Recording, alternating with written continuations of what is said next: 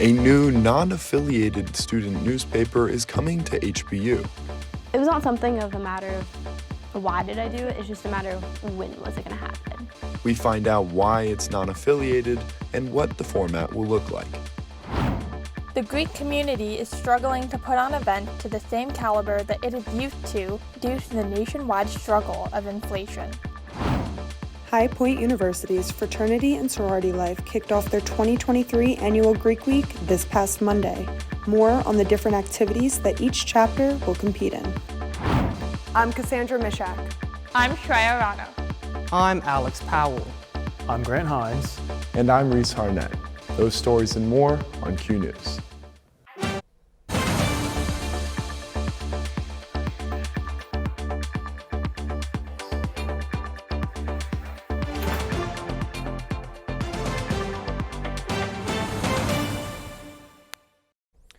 As journalists, we strive to give a voice to the voiceless, and one HBU student is taking this goal into her own hands. Hot off the press, it's news. But what happens when the journalists who aim to bring you this news can't do so? It's time to create a place where everyone's views can be shared. That's Caroline Peacock, the founder of The Viewpoint, a student-run, nonprofit, and non-affiliated online newspaper for the High Point University community. Everything here is censored, and it's crazy, and I had to deal with it myself. After being told her university-related articles would have to be processed through the communications department, Peacock decided creating her own publication was best. So I think any type of student news network that's built out of student initiative, something that's completely student ran, that's separate from the university, is a great idea. It shows determination, it shows grit. But it has to be born out of the right motivations for it to be a successful network. And Peacock believes that her motives are correct. This isn't just me creating a Republican thing for everyone, all Republicans to share their views. Democrats could write it. And it's not going to be just about politics. We're going to have people with photographs, people with paintings, writing in about their artwork. We're going to have, research from the science department. That's my final goal, is to have everyone share their work from campus and to share what's happening. The Viewpoint website is set to launch in the coming weeks, and while we reached out to HBU administration to hear their thoughts, Q News received no response. Shreya Rana is here now to talk about how inflation is affecting our campus. Shreya? That's right, Reese. Inflation is affecting people and businesses all over the country, and now it has even affected the Greek community here on campus. I got a chance to talk to some of the people involved to try to understand this issue. Greek life at High Point University is known to plan formals and other social events. Members are seeing the effects firsthand of high inflation rates in the country. Inflation just raised the price of everything. The venues, gas prices went up increasingly, which resulted in the cost of the transportation, the busing company we use, because that increased it for the gas, the cost of them to get from point A to point B, as well as paying the drivers. Overall, everything that went into planning, booking the DJ, the food, the venue, the taxes on the venues, everything increased. Inflation rates in the United States continue to be at a high, with a percentage around 6%, with the long-term average being around 3.2%.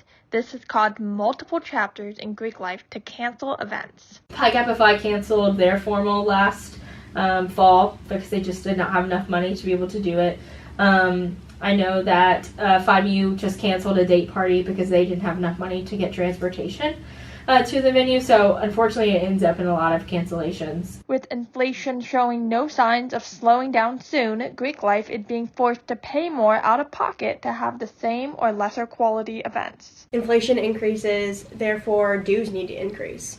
So sitting down with people and telling them that, hey, if you want to continue to have formals and events to this caliber, you're going to have to pay more because the cost of everything has also increased. There is no satisfying solution to this issue for the Greek community. Until inflation rates lower nationally, dues will have to increase or events will keep getting canceled. Unfortunately, this is an issue with no positive solution in sight for the near future. Costs will continue to increase all around for everyone. Next, we head over to Cassandra, who got a chance to check out an event that the Greek community was actually able to put on.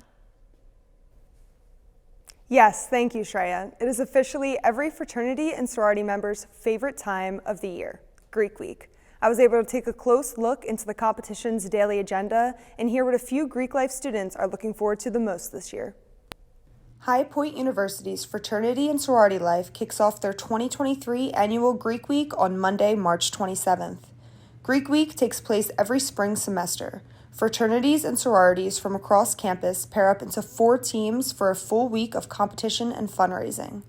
The Greek Block Party takes place on Monday at the Founders Field from 6 to 8 p.m. On Tuesday at the Greek Volleyball Field, the Greek Games begin with a basketball and tug-of-war competition. On Wednesday, the Greek Week guest speaker presents his speech at the Wannick Cinema. On Thursday, the teams go head-to-head at volleyball, cornhole, and knockout. To finish the competition off is the lip-sync dance battle on Saturday.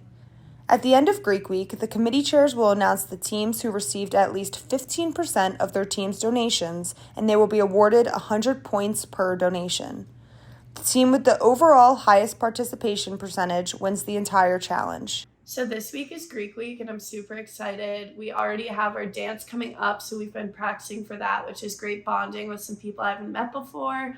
And tonight is the Greek barbecue, which is my favorite. So there's music, games, and it's just great to get the community together. I look forward to Greek Week every year. I love people in my sorority participating in the Olympics and dance marathon.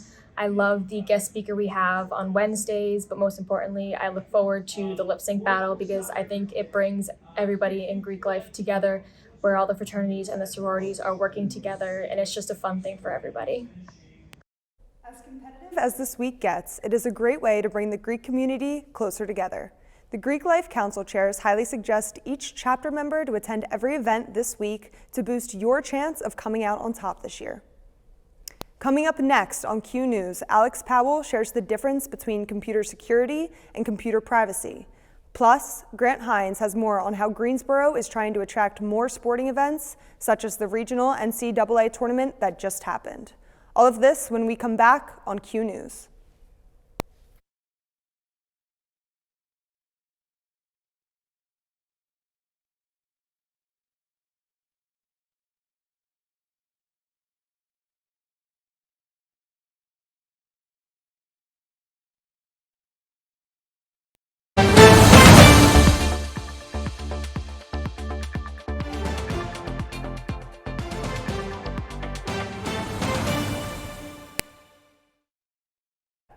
We all want to be safe when we go to the store or church or school, but what about when we use our computers?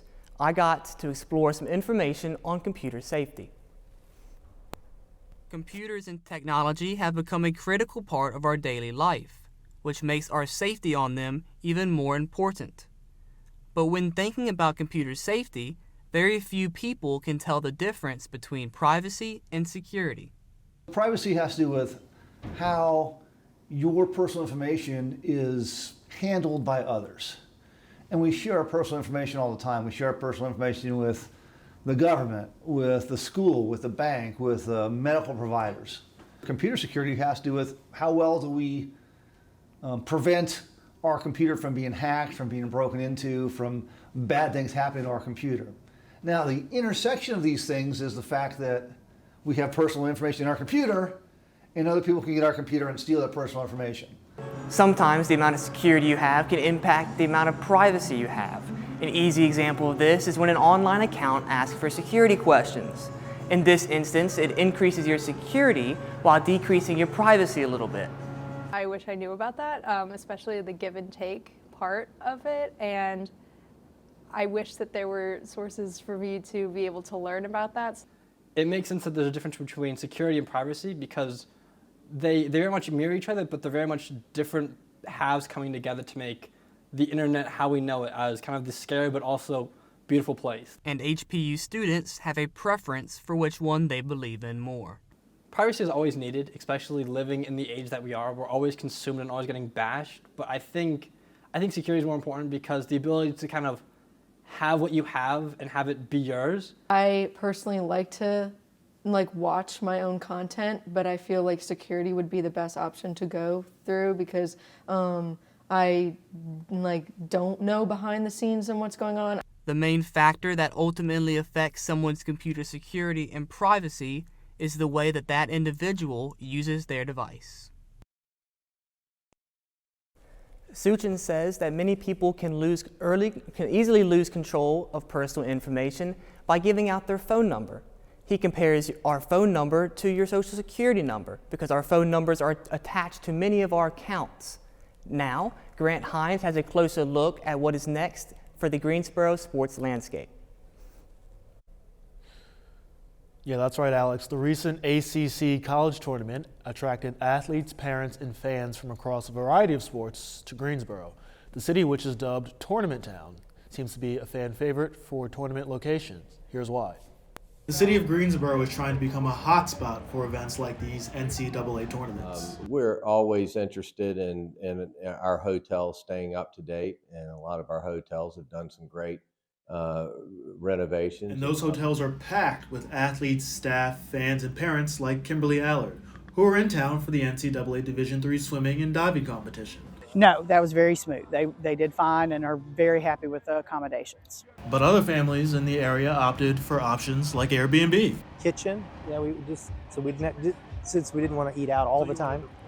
Want a home feel, and also the city is always looking to expand to attract more events like these. We're always interested in some more full-service hotels. Full-service hotels are very important for a lot of the teams. One thing is for certain, the more accommodations and attractions the city adds, the better chance it has to keep events like these inside the Coliseum.